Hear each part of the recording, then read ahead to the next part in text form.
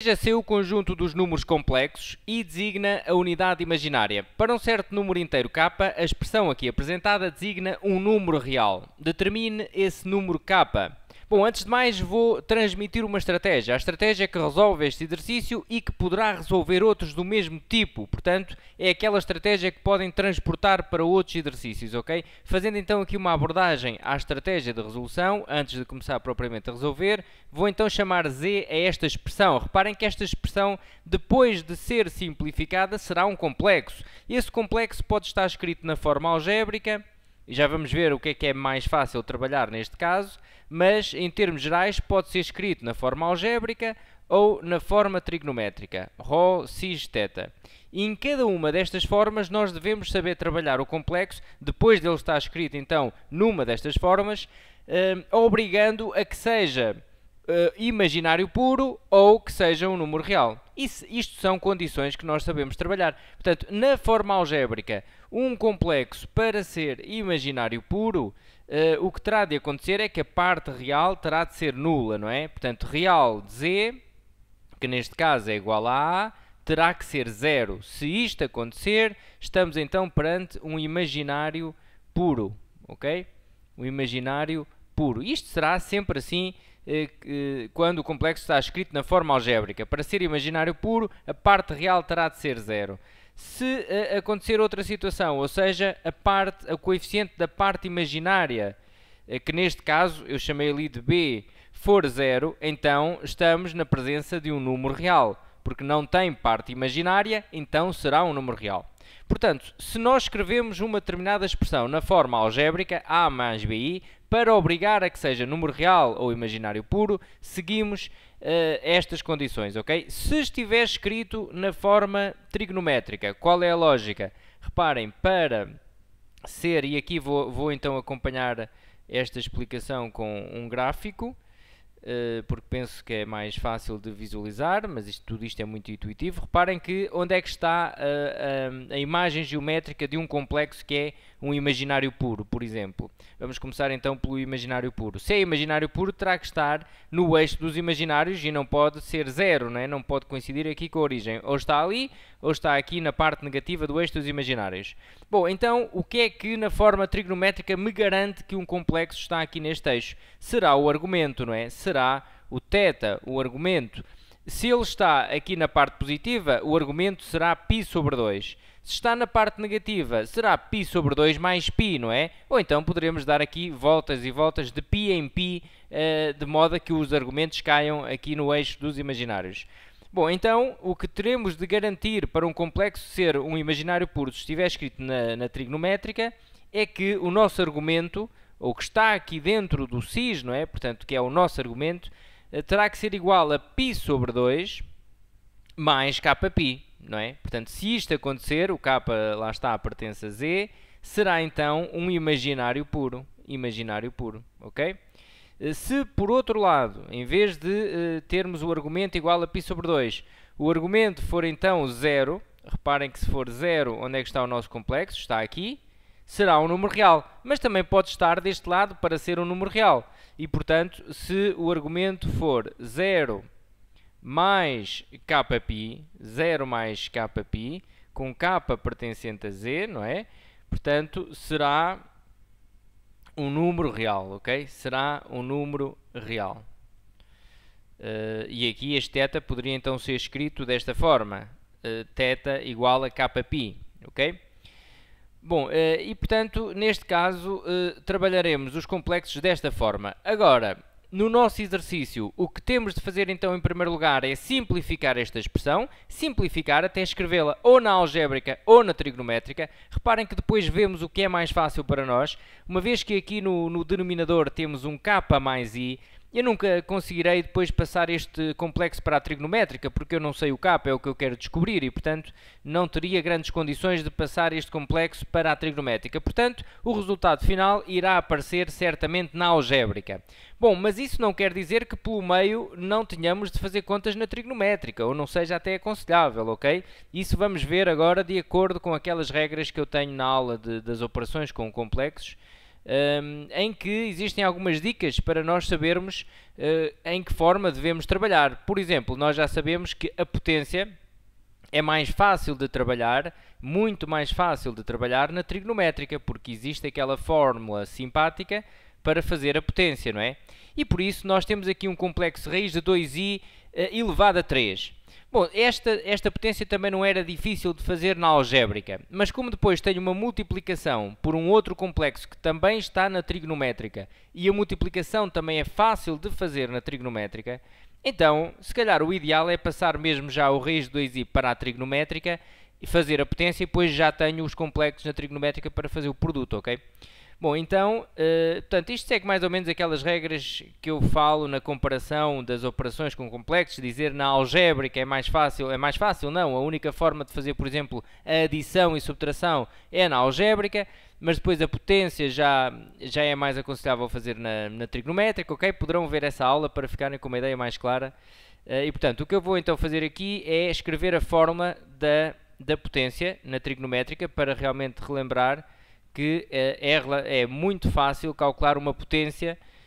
Fica então ρ elevado a n cis de n θ. Eu penso que esta forma até está no formulário, ok? E já agora vou colocar também aqui a do produto, porque irei aplicar a seguir. Se tiver ρ1 cis de θ1 vezes ρ2 cis de θ2, isto ficará igual a ρ1 vezes ρ2 cis de θ1 mais θ2, ok? Portanto, a multiplicação na trigonométrica faz-se desta forma. Multiplicamos os módulos e adicionamos os argumentos, ok?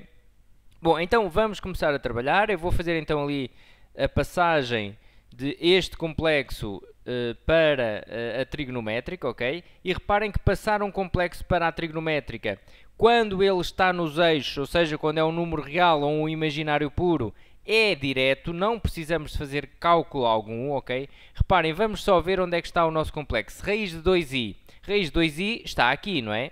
A passar aqui no raiz de 2, no eixo dos imaginários. Bom, então vamos só perguntar o seguinte. Se o nosso complexo raiz de 2i, quero escrevê-lo na trigonométrica, não é? Rho cis θ. Qual é a distância dele à origem? Que é o Rho. É o que significa o Rho, que também será o módulo, não é? Pode também ser escrito como módulo de z. A distância dele à origem é raiz de 2, então aqui fica raiz de 2. Cis, qual é o argumento? Qual é o ângulo que faz com a parte positiva do eixo do x? É π sobre 2. Ele está nos eixos. Quando estão nos eixos, nós temos uma facilidade enorme de passar da algébrica para a trigonométrica e vice-versa, ok? É só ver, o ρ é a distância do complexo à origem, o argumento é π sobre 2. Se estivesse na parte negativa, seria 3π sobre 2 ou menos π sobre 2, ok?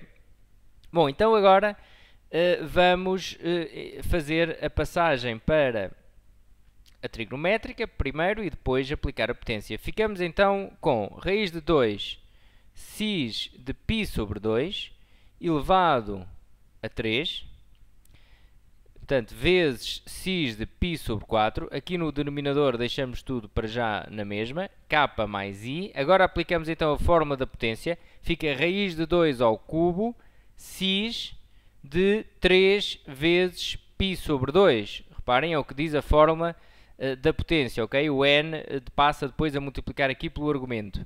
Vezes cis de π sobre 4. Tudo a dividir por k mais i. E agora continuamos então as operações. Reparem que raiz de 2 ao cubo, vou fazer aqui neste bocadinho. Raiz de 2 ao cubo é igual a raiz de 2 ao quadrado vezes raiz de 2, não é? Que dá 2 raiz de 2, que este quadrado corta aqui com a raiz. Ficamos então com 2 raiz de 2. Fica 2 raiz de 2 cis de 3π sobre 2 vezes 1 cis de π sobre 4. E agora coloquei aqui o 1 apenas para dar a ideia que o módulo deste complexo, quando não tem nada aqui atrás do cis, é como se tivesse um 1, não é? Porque agora vou aplicar a forma da multiplicação e ficamos então com uma ideia que melhor, mais nítida, de que vamos multiplicar os dois módulos. Portanto, fica 2 raiz de 2 vezes 1. Estou a aplicar agora a forma da multiplicação. Cis de 3π sobre 2 mais π sobre 4. Aplicando então a forma da multiplicação. K mais I E agora vamos fazer aqui a adição dos argumentos. 2 raiz de 2 vezes 1 dá 2 raiz de 2, cis. E agora, portanto, vou igualar denominadores, vou multiplicar esta fração por 2. 2 vezes 3 dá 6. 6π mais π dá 7π. E ficamos então com 7π sobre 4. Tudo a dividir por k mais i. Ok? Bom, e agora surge aqui uma situação. Eu tenho um complexo no numerador que está na forma trigonométrica e tenho um complexo no denominador que está na forma algébrica. Tenho que fazer a divisão deles. Bom, eles terão de estar na mesma forma para eu fazer a divisão. Ou faço a divisão na trigonométrica ou na algébrica. Na trigonométrica é bastante fácil e simpático. Existe também uma fórmula que permite fazer a divisão na trigonométrica. No entanto, nós não temos condições aqui para passar aquele complexo k mais i para a trigonométrica, porque nós não sabemos o k e portanto, não conseguiremos calcular ali nem o argumento, nem o módulo, a não ser que fosse em função de k, mas isso iríamos complicar o problema. Portanto, o ideal é passarmos então o numerador para a algébrica e, meu amigo, é um bocadinho mais chato, mas teremos de fazer a divisão na algébrica, cuja estratégia é multiplicar pelo conjugado, não é? Então é isso que vamos fazer. Vamos passar o complexo para a algébrica, desenvolvendo o cis 2 raiz de 2, abrir parênteses, vamos desenvolver o cis, que é cosseno e seno. Fica então cosseno de 7π sobre 4, mais i seno de 7π sobre 4. Ok? Agora, claro, precisamos saber quanto é que é o cosseno de 7π sobre 4 e o seno. Eu sei que as calculadoras fazem, mas eu vou aqui ao círculo trigonométrico, dar uma noção aqui no círculo onde é que está o 7π sobre 4, ok? Que já fica também de experiência para resolverem outros exercícios, trigonometria, seja o que for. Reparem que dá sempre jeito, o círculo é sempre nosso amigo. Vamos então ver onde é que está o 7π sobre 4. Bom, a minha referência será então o π sobre 4, não é? Eu sei que o π sobre 4 é o 45 graus, divido aqui o primeiro quadrante ao meio. Eu vou então optar, como quero 7 vezes o π sobre 4, vou dividir o π em 4 partes iguais. Ok? É claro que este eixo então também conta. Fica 1, 2, 3, 4. Divido também este π, aqui esta amplitude, também por 4 partes. Ok? E reparem, esta também conta. E agora é só contar 7. π sobre 4... 2π sobre 4, que dá π sobre 2, 3π sobre 4, 4π sobre 4, que dá π, 5π sobre 4, 6π sobre 4, que dá 3π sobre 2, 7π sobre 4, ok? Bom, então quanto é que dá o seno e o cosseno de 7π sobre 4? Reparem, o eixo dos senos é aqui, aqui é o eixo dos cossenos. Vou projetar no eixo dos cossenos. E sei, porque eu sei também que o cosseno de π sobre 4 dá raiz de 2 sobre 2, então o cosseno de 7π sobre 4 também dará raiz de 2 sobre 2. Já projetando no eixo dos senos, nós sabemos que aqui o seno de π sobre 4 dá raiz de 2 sobre 2, então o seno de 7π sobre 4 dá negativo, não é? Está aqui na parte negativa, menos raiz de 2 sobre 2, ok? Tem então a calculadora também para obter estes resultados, tem que ter o cuidado só de ter a máquina em radianos e assim. Então fica 2 raiz de 2 e o cosseno de 7π sobre 4 dá então raiz de 2 sobre 2 mais i vezes menos raiz de 2 sobre 2. Ok? Ficamos então com o complexo assim escrito. Agora vamos fazer aqui as distributivas e reparem, eu vou já fazer as contas. 2 raiz de 2 vezes raiz de 2 sobre 2. Reparem, este 2 vai dividir com este e dá 1. Desaparece, não é? Desaparece, fica 1 a multiplicar. Raiz de 2 vezes raiz de 2 dá raiz de 2 ao quadrado. Corta a raiz, fica 2 só, não é? Portanto, aqui vamos ficar com 2. Eu estou a fazer a distributiva. Reparem que agora depois ainda tenho que multiplicar este 2 raiz de 2. Vai multiplicar aqui e vai multiplicar aqui também com esta situação, ok? E, portanto, vou agora fazer a multiplicação do 2 raiz de 2 com o i vezes menos raiz de 2 sobre 2. Então, vai ficar menos, por causa deste menos aqui. E estamos na mesma situação. O 2 vai dividir com este 2. Raiz de 2 vezes raiz de 2 vai dar raiz de 2 ao quadrado. Corta a raiz, então fica menos 2i. Ok? Sobre k mais i. Bom, o que é que temos de fazer agora? Ainda não iniciamos a divisão destes dois complexos. Vamos iniciar agora. Fica então 2 menos 2i. Vou multiplicar pelo conjugado do que está em denominador. Ficamos aqui com k menos i, e aqui fica k mais i, 2k menos i, ok? Multiplicamos então pelo conjugado. Reparem, em cima vamos fazer a propriedade distributiva, e a propriedade distributiva é dada então por estas multiplicações, este com este, este com este, este com este e este com este. No denominador também poderemos fazer a propriedade distributiva, mas também poderemos aplicar o caso notável, que é mais rápido. Bom, vamos fazer então aqui em cima, 2 vezes k, 2k. 2 vezes menos i, menos 2i. Menos 2i vezes k, menos 2ki. Menos 2i vezes menos i dá mais, reparem, menos vezes menos dá mais, 2i ao quadrado. Ok? A dividir por k ao quadrado menos i ao quadrado. Reparem que aqui em denominador eu apliquei um caso notável, a mais b, que também pode ser a propriedade distributiva, ok? E a propriedade distributiva, se a fizerem, irá dar neste caso notável, que foi o que eu apliquei aqui de forma mais imediata, ok? E pronto, temos quase tudo concluído, falta apenas ali umas continhas no numerador, ok? Já agora emendo aqui este i, que é um i ao quadrado. Vamos então fazer aqui as contas no numerador, portanto o i ao quadrado vai dar menos 1, 2 vezes menos 1 dá menos 2, vou juntar já cá atrás com o 2k, porque não tem i, ok? E depois vou colocar então em evidência aqui o i para visualizar bem o coeficiente da parte imaginária. Reparem, se colocar então aqui o i em evidência, ficamos com menos 2k, não é? Isto é obrigatório ser feito para nós conseguirmos escrever o complexo na forma algébrica, não é? Tem que isolar parte real e parte imaginária. Bom, reparem que aqui no denominador o i ao quadrado dá menos 1, com o menos atrás fica mais 1. Bom, agora falta só separar a fração em duas, separando então definitivamente a parte real da parte imaginária. Ficamos então com 2k menos 2 sobre k ao quadrado mais 1, mais menos 2k sobre k ao quadrado mais 1 i.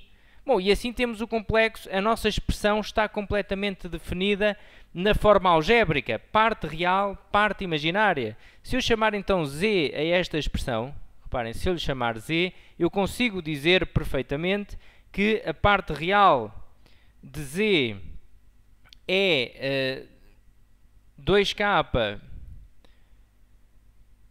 portanto, a parte real de z é 2k menos 2 sobre k ao quadrado mais 1, e a parte imaginária, aliás, o coeficiente da parte imaginária é menos 2k sobre k ao quadrado mais 1. Agora, o que é que nós queremos? Queremos que seja um número real? Bom, então, imaginário de z tem que ser igual a 0, ok? O coeficiente da parte imaginária terá de ser igual a 0. É o que eu vou aqui escrever para terminarmos o k. Portanto, imaginário de z terá que ser 0, ou seja, menos 2k sobre k ao quadrado mais 1 terá que ser 0. Vamos resolver esta equação. Fica menos 2k igual a 0 e k ao quadrado mais 1 diferente de 0, mas isto já está garantido.